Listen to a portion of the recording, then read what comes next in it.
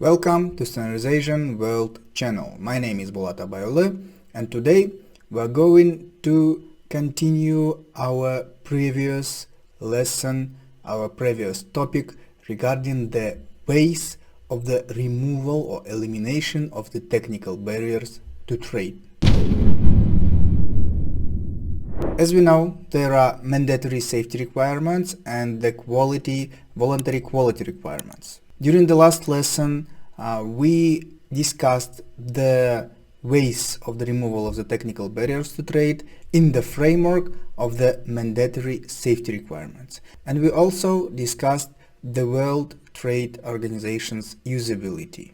Today we are going to discuss the second part of this topic, which is the quality requirements and the standards. So what varieties of organizations for standardization do we have all over the world?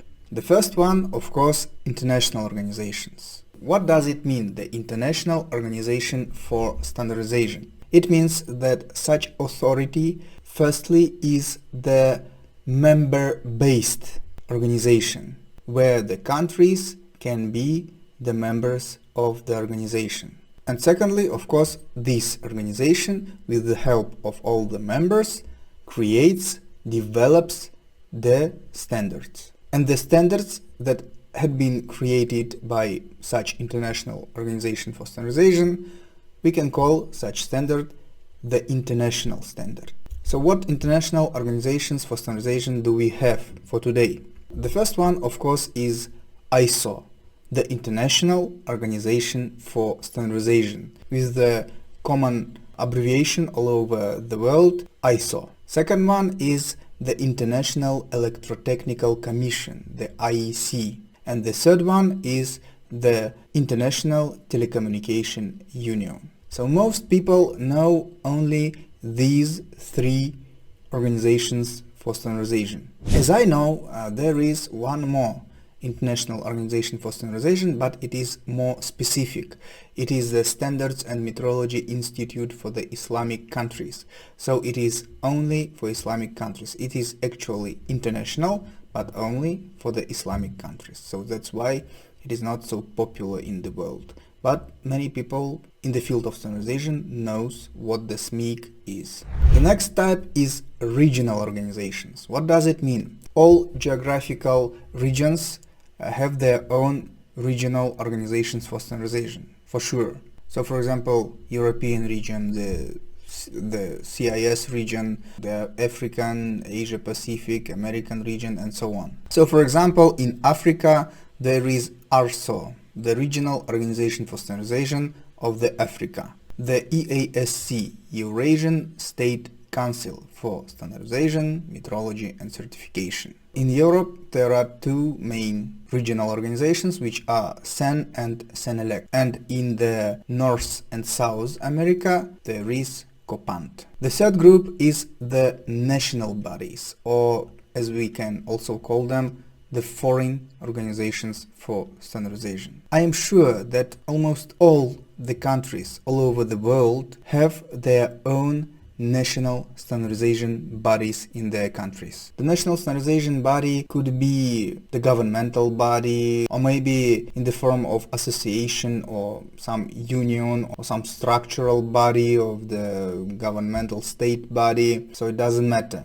But almost all the countries in the world have their own national standardization bodies. And the national standardization body by itself responsible for the standardization process on the national level in its country. In some countries, besides the national standardization body, there are also some specific standardization bodies. Usually we call them the SDOs, the Standard Development Organization. For example, in France they have AFNOR, in Germany DIN, in the UK the BSI, the British Standards Institute. In USA they have the National Standardization Body, which is ANSI. For example, in US they also have American Society for Testing and Materials, ASTM, which is actually not the national standards body of US, but it is the SDO, the Standards Development Organization, which develops its own ASTM standards.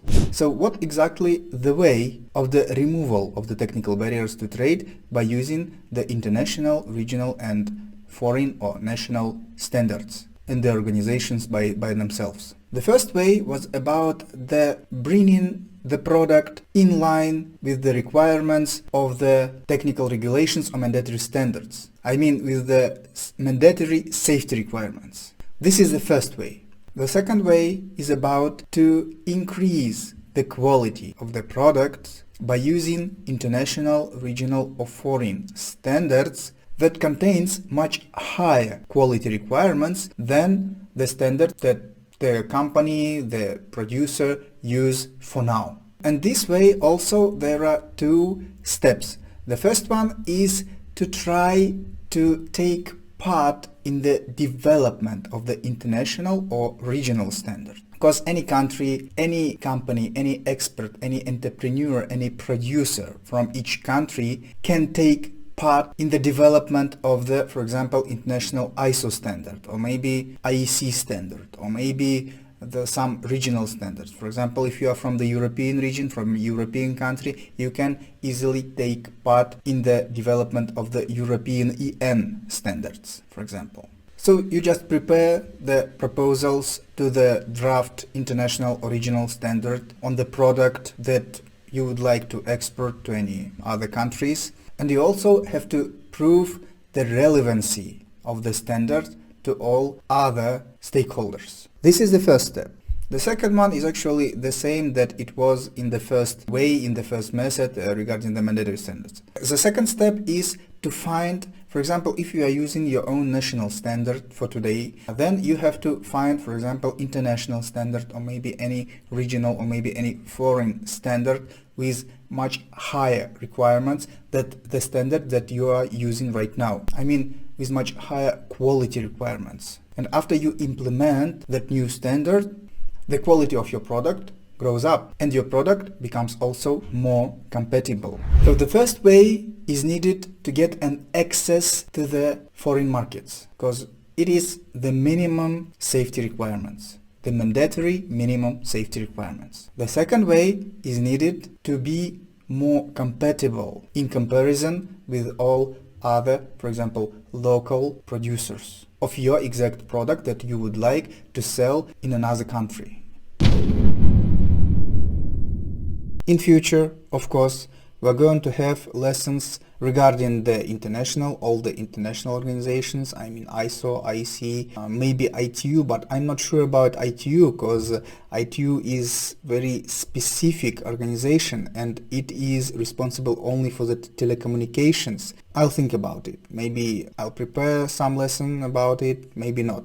Let's see in future. I think it would be more interesting to know about the SMIC, the Standards and Metrology Institute for the Islamic countries. Also about all the regional organizations and of course most of the national organizations for standardization.